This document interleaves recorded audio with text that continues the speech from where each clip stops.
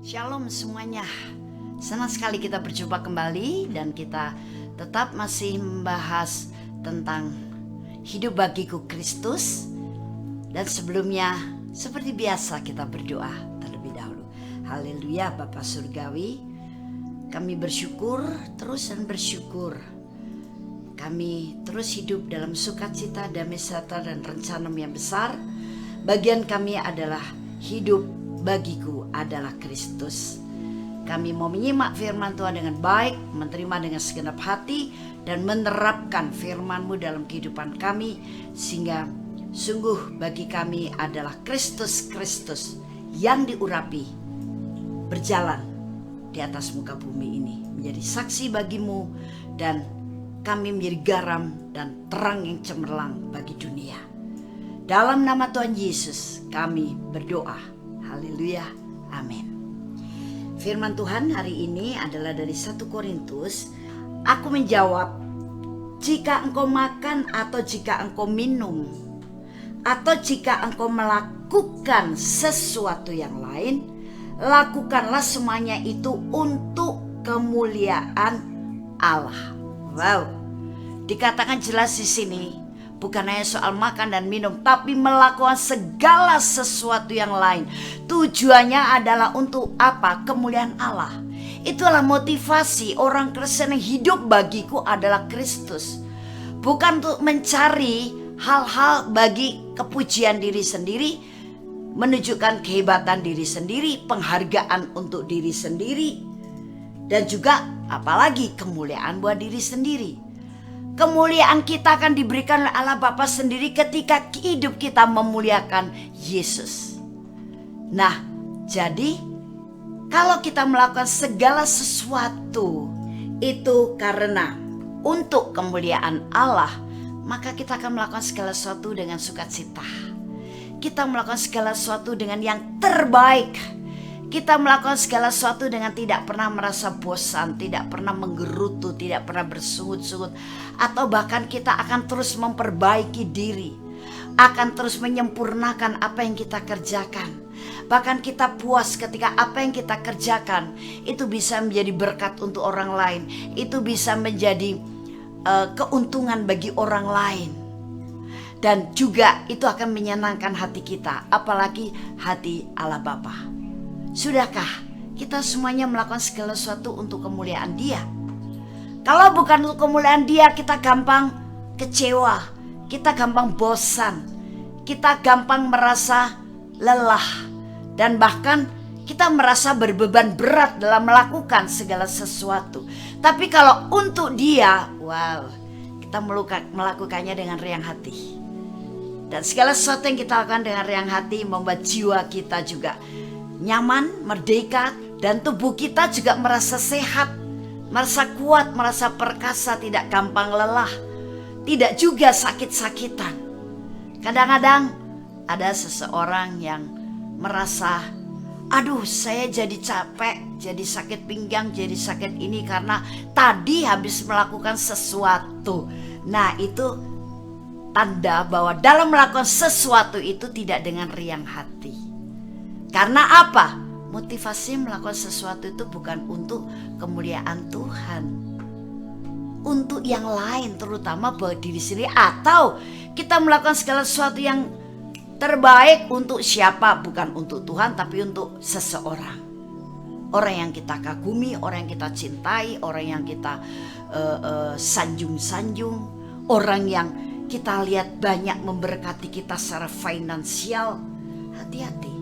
Kemana hati kita terarah? Hati kita harus terarah kepada Bapa Surgawi, Tuhan Yesus dan Roh Kudus. Karena segala kemuliaan hanya untuk Dia, dan Dia yang akan memberikan kemuliaan itu kepada kita. Tambah besar, dan tambah besar ketika hidup bagi kita adalah Kristus. Kemudian ayat yang berikutnya terakhir. Roma 11 ayat 33 sampai dengan 36. Oh, alangkah dalamnya kekayaan, hikmat, dan pengetahuan Allah.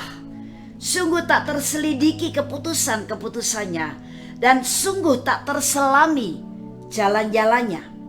Sebab siapakah yang mengetahui pikiran Tuhan? Atau siapakah yang pernah menjadi penasehatnya? Atau siapakah yang pernah memberikan sesuatu kepadanya sehingga ia harus menggantikannya? Sebab segala sesuatu adalah dari Dia dan oleh Dia dan kepada Dia. Bagi Dialah kemuliaan sampai selama-lamanya. Jelas di sini adalah betapa luar biasanya Tuhan kita, dan memang segala sesuatu adalah dari Dia, Dia yang memberikannya, oleh Dia, Dia yang menggenapi atau mengerjakannya, dan kepada Dia dan untuk Dia kembali.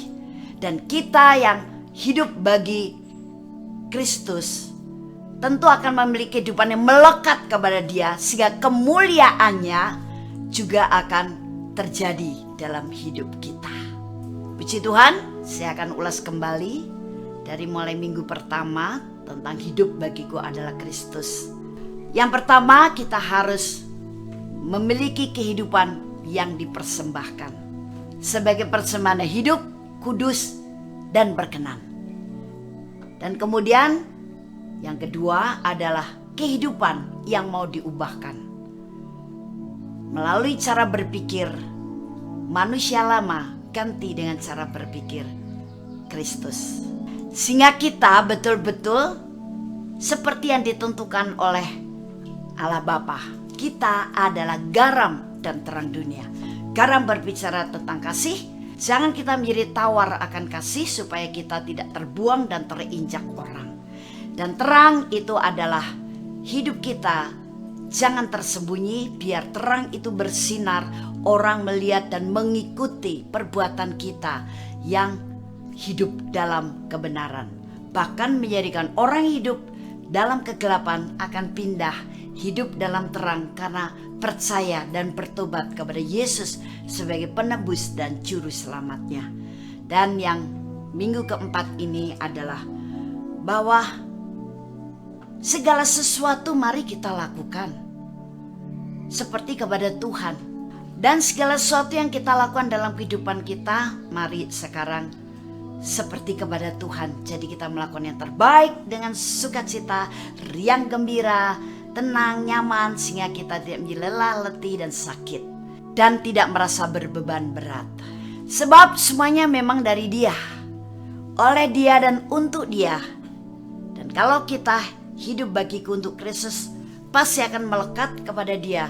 Dan kita akan mengalami kemuliaannya juga sebagai orang-orang yang diurapi.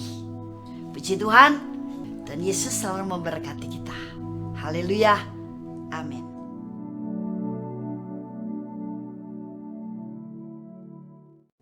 Shalom.